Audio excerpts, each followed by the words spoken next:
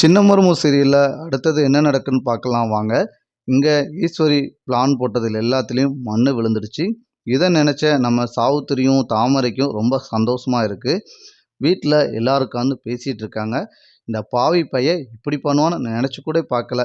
இவ்வளோ பெரிய தப்பு பண்ணிட்டு, இன்னொரு பொண்ண அடிச்சு போட்டுட்டு, அதுவும் கர்ப்பமா இருக்கக்கூடிய புள்ளைய அடிச்சு போட்டுட்டு வந்து, நான் தான் மருந்த கொண்டு வந்து சொல்லிட்டானே. எனக்கு இவன பேரனா சொல்லதுக்கு கூட பிடிக்கலன்னு அப்பச்சி சொல்லிக்கிட்டு இருக்காங்க.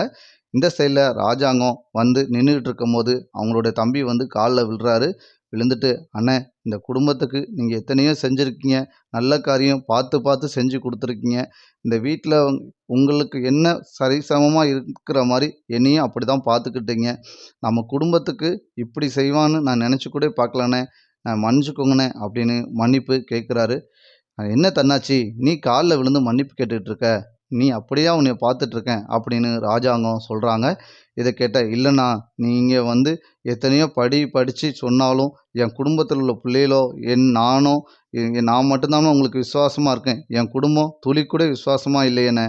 அதெல்லாம் நினைச்சு வருத்தப்படாதப்பா" அப்படின்னு ராஜாங்கம் சொல்றாரு. அங்க இருக்க அப்பச்சி சொல்றாங்க, "எப்பா, எல்லாத்துக்கும் காரணம் வளர்ப்பு தான்.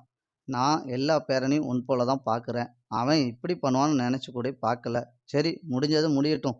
இம்மலையாவது எல்லாரும் நல்லபடியா இருப்போம்" அப்படின்னு அப்பச்சி சொல்லி முடிக்கிறாங்க. இங்க சேது வந்து பேசிட்டு இருக்காரு. மனசுக்குள்ளேயே பேசுறாரு. எப்படியோ இந்த தமிழ் தான் நம்ம குடும்பத்து மேல இவ்வளோ அன்பா இருக்கான். இவ மேல நம்ம பாசத்த குடுக்கணும்.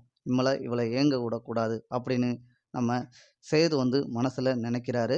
இந்த சைட்லேருந்து நம்ம ராஜாங்கம் வந்து நம்மள எப்படியாவது காப்பாத்துன தமிழு, சேதும் சந்தோஷமா இருக்கணும்னு இந்த சைட்ல அப்பச்சி எல்லாரும், "ஏங்க, நான் எதுவும் பேசுறதா இருந்தா மன்னிச்சுக்கோங்கங்க. சேதியும் அவங்களையும் பிரிக்க விட்டுறக்கூடாதுங்க. நம்ம குடும்பத்த ரொம்ப எல்லார் மேலயும் பாசமா இருந்த தமிழ் நம்ம இப்ப எல்லாரும் உயிரோட இருக்கோம் அப்படின்னா, அது தமிழுக்கு தான் காரணம்.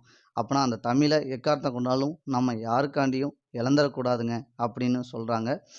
எனக்கும் அப்படிதான் மனசுல சரின்னு தோணுது அப்படின்னு ராஜாங்கமும் சொல்றாங்க. இந்த சைட்ல இருந்து பேசிட்டு, இங்க சேது போய் நம்ம தமிழ்ட்ட பேசுறாங்க மனச விட்டு. "இங்க பாரு, இங்க நான் உசுருக்கும் மேலா நினைக்கிற எங்க அப்பாவ நீ திரும்ப காப்பாத்தி குடுத்துட்ட. நான் எங்க அப்பா இல்லன்னா என் உயிரே இல்ல. என்னங்க பேசுறீங்க? நீங்க நீங்க மட்டும் தான் உங்க அப்பா மேல பாசம் வச்சிருப்பீங்களா? மாமாங்க அவங்க.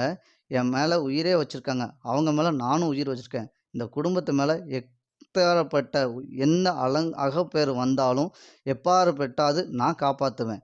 ஏன்னா, இந்த குடும்பத்துல வந்து எல்லார் மேலயும் எனக்கு அன்பு இருக்கு" அப்படின்னு தமிழ் சொல்றாங்க. இத கேட்டோனே எல்லாருக்கும் அவங்களுக்கு வீட்ல உள்ளவங்க இப்படி போய் சொன்னான்னு வீட்ல சேது வந்து அப்பச்சிட்ட போய் புலம்புறாரு. இத கேட்டோனே, "ஏய், இது எவ்வளோ சந்தோஷமா இருக்கு. இந்த விஷயத்த உங்க அப்பான்ட்ட போய் சொல்லு" அப்படின்னு சொல்லி முடிக்கிறாங்க.